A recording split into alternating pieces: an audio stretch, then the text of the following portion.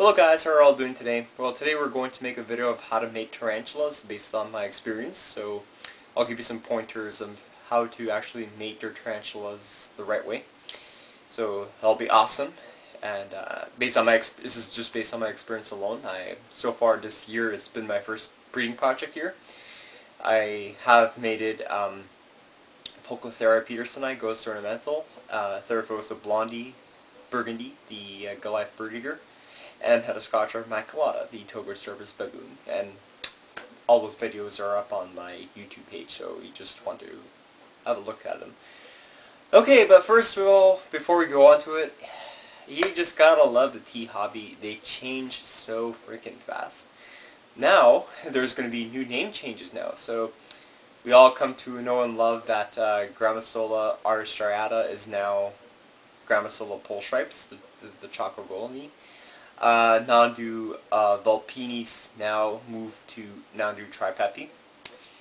Now, our all-time favorite king baboon now has a new name, and we're not calling it Citharischius crawshayi anymore. So, if you guys bought some king baboons, you'll probably want to change the labels right now. And looks like I'm gonna have to be doing that too, with a few of my teas. So this is going to be the new name for Citharischius crawshayi, and keep in mind, I hate it. It's not my decision. It's taxonomy related. They somehow moved it to a different genus, which kind of sucks. But this is what we're going to call our king baboon now.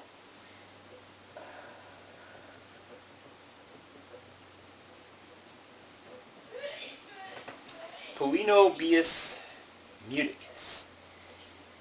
That doesn't even sound right. I kind of prefer Citharischius crawshayi better. It's maybe hard to pronounce, but you know, it's a long-standing name, and you gotta change everything. But that's a new king baboon one. Now, Augacephalus species Mozambique now has a proper name. It is called Augacephalus ezendami. So ezendami is ezendami. It's actually a pretty cool name. Trash Canada is selling a female for $120 for now until tomorrow, because that's when their female clearance sales are off. And Theraphosa species burgundy is soon going to be having a proper name. So we're going to call that one Theraphosa spinipes,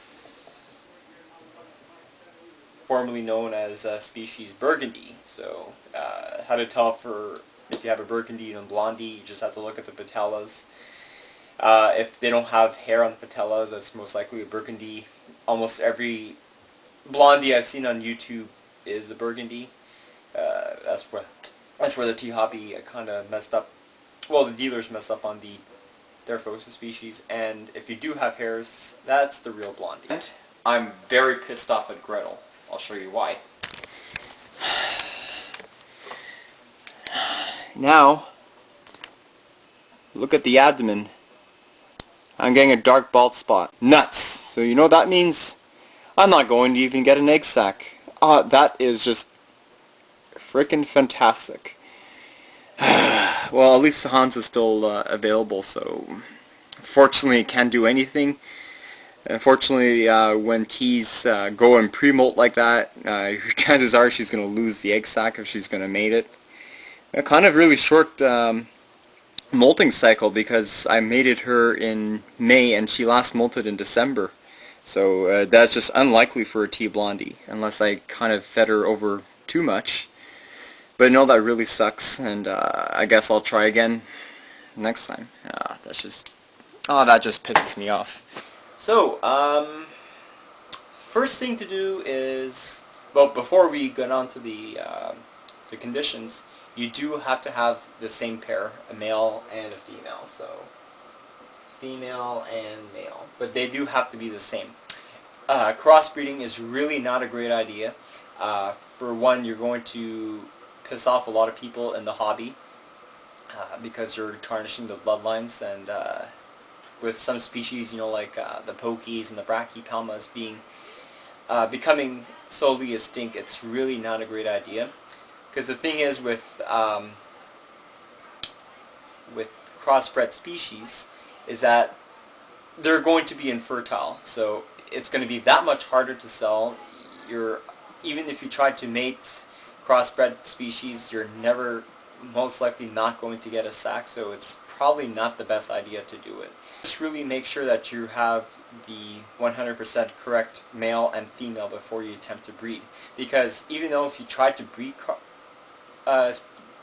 different species or different genus, you may risk tearing the female sac open, because the male and the female have different specific shapes of the spermathecae and the bulbous palps. So if it's not the specific shape and or the size of it, you might tear the sac open, and that is really not a great idea. Okay, so now we're going to learn how to mate tarantulas. Yay! Awesome. So we're going to review this now, as I did this before. Just got my marker ready. Okay, so obviously you're going to need a male and a female. So they do have to be mature. So mature males and mature females. Okay, so you don't want to mate an immature male and an immature female, because you're not likely going to get a sac, and the female is probably going to either eat him or not likely be receptive. Okay, so we'll start off with the male first. So the male is kind of really a piece of cake to determine whether or not a male is mature or not. So they either have one or the other or both. So tibial hooks and bulbous palps. Bulbous palps. Okay, so here is an example of a mature male. This is my Nandu tripepi, the giant strawberry blonde bird eater, gene. So, if you notice the first leg, he does have some tibial hooks, so it's kind of hard to see. There we go. Probably can see the hook on the first pair of legs. That's a dead giveaway. And if you notice his butt palps, they're bulbous. They're swelled up. They kind of look like they're wearing boxing gloves. So that's a definite sign of a mature male. Usually mature males are a lot smaller bodied than the female and more longer legged. Females are much more larger bodied and short legged. So that's basically how to tell if you have a mature male or not. So that's pretty simple. Now for a mature female, ain't so simple. Usually the way I determine if a female is mature or not, usually I would say if they're between 1 to 1.5 inches from full size. Yeah, so that's usually when I can tell whether or not a female should be mature, because I know Pandora was mature at 6 inches, and they can get up to at least having an 8-inch leg span. And there's kind of exceptions to that rule. Avics mature out very quickly, like around 2.75 to 3 inches, and some can get at least 4 to 6 inches large. So that's an exception to that rule. So the way I determine if a mature female is between this regiment right here, between 1.5 to 1 inch from their full size. Alright, so now what do you have to do to the male and the female to make them successfully mate? So I guess we'll start with the female. You don't have to do very much, but it's very crucial to have two things. Number one, and it's the most important one, because that's why I'm pissed off at Gretel. She needs to be freshly molted. Usually around 2 to 4 weeks after is the best time to mate them. Because if you mate a tarantula that's after this time lot, chances are she's probably going to be in pre-molt when she's going to develop a sac, and if she does molt out, you're going to lose a sac. So that's why I'm pissed off at Gretel, because I mated her in May and she last molted December. Kind of really fast molting cycle there, but you can see probably not going to get it anymore, so I'm going to have to try again after she molts. And the second crucial thing is to keep her well fed. This is so important because the female is very aggressive towards the male, and if she's not properly fed, she might go and eat him. So, and you really don't want to do that. And you want to try to keep her well fed, so that's going to be good. Usually what I recommend is maybe feeding a lot of superworms or gut-loaded crickets or a bunch of variety diets. That's the best thing to keep her well fed. Now for the male. The male is kind of easy. So he has to make what you call a sperm web. So a sperm web is when he makes a web and he goes upside down and takes his little two pedipalps and he goes like this. Like he goes up and down, up and down. So when he's doing that, he's charging up his sperm and load that's stored in his bulbous pedipalp. So what he'll do is he'll lift up the female and inject those two pulps into this female spermatozoa, and that's how they actually mate. So the sperm web is really not that obvious. Sometimes you'll see it, sometimes you won't. Usually mature males will destroy their web, so the one thing that you'll probably see if a male is ready to mate is when he's pacing around the tank. So pacing, wandering, like he's going around and around and around, never stopping, so that's a good indication to tell you that he's ready.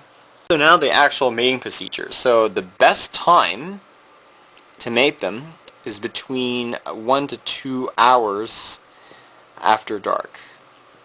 Why? Because tarantulas are nocturnal and they're much more active in the dark than during the day. So I find from Tarantula Canada's experience is that between 10 and 11 p.m. in summertime, then 7 or 8 during the winter is probably the best time to actually mate them. So that's going to do time, and then see what else. So you want to introduce the male into the female's tank, not the other way around. So that's why if you saw it in my mating videos, I always introduce the male on the opposite end towards the female, and that let nature take its course. So also the most important thing to do is supervision. You always have to supervise your tarantulas before you actually successfully mate them. So let's say there's a chance that the female can attack the male. So what I usually probably would do is take a little piece of cardboard, and just place it near the male and the female, so that way she may or may not attack him. So that's what I do. So always supervise your tarantulas just before you mate them. You want to check that everything's okay and you don't want to lose teas. So anyway, once I get that going, you'll see the male drumming and moving frantically. You'll see him shaking a lot. I know one of my subscribers asked me why tarantulas shake like that. It's because that's how they signal the female. Sometimes they'll tap like you saw it during the HMAC mating video and the P. Petersonite mating video. That's how they signal to the female, and usually she'll shake back, and usually she drum backs, but you really don't hear the drumming that well in the female than in the male.